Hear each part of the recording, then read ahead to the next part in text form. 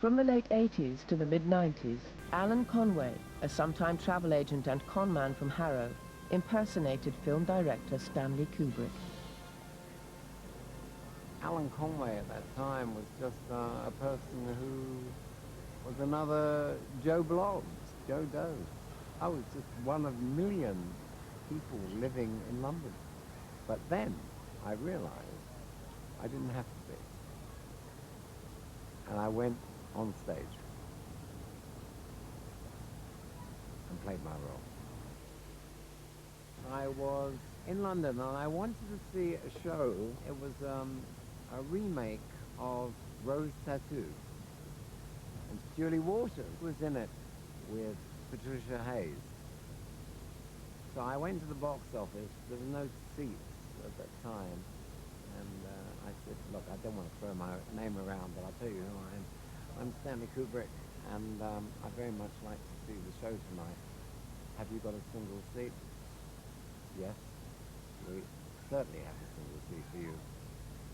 Would you like to see them afterwards? I said, sure.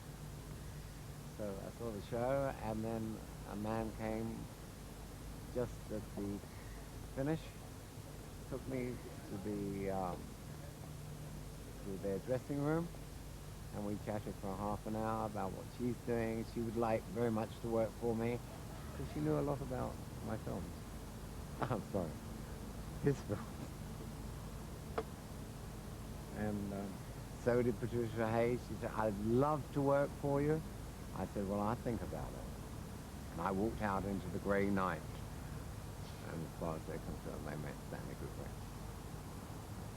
And I may be doing something for them. And I got a big buzz. Alan Conway's great stroke of luck was, not luck probably, deliberation, that he picked a man whose image was very little known to the rest of the world, because Kubrick had an almost obsessive desire not to be photographed by people, even his own camera crew. The moment I had a few vodka and tonics in me,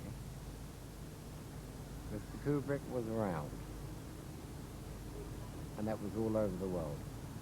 It was in the summer of 1993, in a West End restaurant called Joe Allen's, that Frank Rich, the theater critic of the New York Times, was having supper with his wife, with a Hollywood producer, and with a tennis correspondent of another Washington newspaper, when suddenly a man detached himself from a group at another table. And I just turned around, I heard their American accent. And of course I had an American accent as Kubrick. And I just turned around and said, where do you come from? And not like that, because I'm Alan Conway now.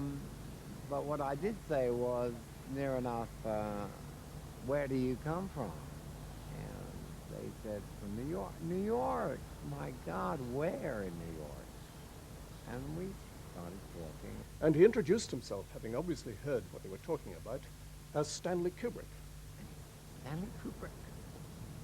I've been wanting to meet you for 25 years. I said, well, here you are. And we met in London. Now, you might think that two hard-bitten journalists and a Hollywood producer would have been somewhat skeptical, and up to a point they were, but they were sufficiently interested and flattered, I think, by the contiguous celebrity of this man who'd appeared out of nowhere and said he was Stanley Kubrick, to make inquiries the next day and eventually to write an article that didn't exactly say that they'd been taken in, but nevertheless cast certain doubts on this man. And of course I quite quickly discovered when I telephoned Stanley Kubrick that he had been nowhere near Joe Allen's. But to my surprise, about a couple of weeks later my own telephone rang, and a man claiming to be Stanley Kubrick began to engage me in conversation. And out of journalistic interest and perhaps a little mischief-making, I led him on, and it was Alan Conway, trying to tell me all about his life as Stanley Kubrick, where he lived at that time in Hertfordshire, his family, his film plans, etc. And, you know, he got nearly every detail wrong. It was no surprise that Conway failed to deceive a Kubrick expert, but a singer and vocal impressionist proved a softer target. I met a young man who really did believe I was Kubrick, a gentleman called Joe Longford. Grab your coat and get your hat. Joe was doing a summer season at the BIC in Bournemouth, and one night Tony Hardman, the director of entertainment for Bournemouth Council, brought Dora Bryan and Stanley Kubrick, Alan Conway, backstage and introduced them to Joe. We met in Joe's dressing room, and Joe really tuned into me. Joe was eager to get a season in Vegas. Obviously that's where he was, as any artist really, it's a pinnacle of a career, than getting to Vegas like Tom and Engelbert did. So Alan had said he would help him in any way he could with his contacts overseas in the US to get Joe a season. So of course Joe was really excited. And yet at that point he had no reason to believe, Stan wasn't who he was meant to be. He said he was down in Bournemouth, he was looking for locations and extras for an upcoming movie he was about to shoot with Tom Cruise. We became very good friends, because he did believe I was Kubrick. I know that.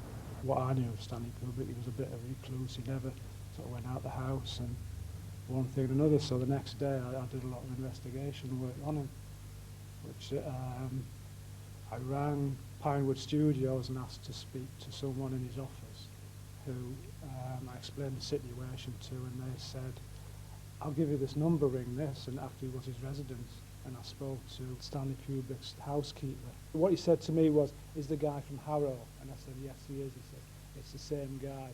He's been doing this now for about 3 years, and at some point they've had put the police on him when he was becoming a real annoyance. So we were just, it was intrigue then, who was this guy, and what can we do to find out who he is? Alan Conway, by this time, was back in London under the sort of auspices. He was, having production meeting for this up-and-coming movie. And we said, oh, that's great. We're up in London on Monday, actually. We're having lunch with our lawyer. Would you like to come and join with him and put all his proposals in place? But in the meantime, our lawyer had read a book on the works of Stanley Kubrick and did nothing but bombard him with questions for the whole course of the meal, which Stan was getting very, very hot under the collar and dismissing and being very vague in his answers. But at the end of the meal, when the maitre d' brought the check, I just nodded over and made sure it landed up in Alan Conway's lap. And instead of pulling what we thought a gold American Express card or Diners Club out, he pulled like a green access card and scuttled off to the cashier's office to pay. Then when we sort of said our goodbyes in the doorway, the lawyer and I went back inside under the excuse had left the bag, went to the cashier's office and asked us if I could have a look at that credit card chip. And that's when we knew his name, Alan Conway. I don't think I ever wanted to hurt anyone. I certainly didn't do it financially or anything like that in a criminal way, but yes, I suppose I did let a few people down. We now know that Alan Conway had a string of criminal convictions stretching back to the 1950s for obtaining money by false pretenses, theft and gross indecency. According to Kubrick's widow, Christiane, Conway had also obtained sexual favors from young men in his guise as Kubrick. Stanley was concerned about Alan Conway, not simply because of the fact that Alan Conway might get goods and services by writing the name Stanley Kubrick for the hotel bill and so on, which he did, but also from that fear that your identity is being taken away from you. It sounds crazy, but that's what happened. I drew a great deal of strength from him. And I really did believe I was Kubrick. When I walked around this city, I believed I was Kubrick. I'm Alan Conway now. Sad. Sad. But I enjoyed being Kubrick. Great part for anybody to ever have.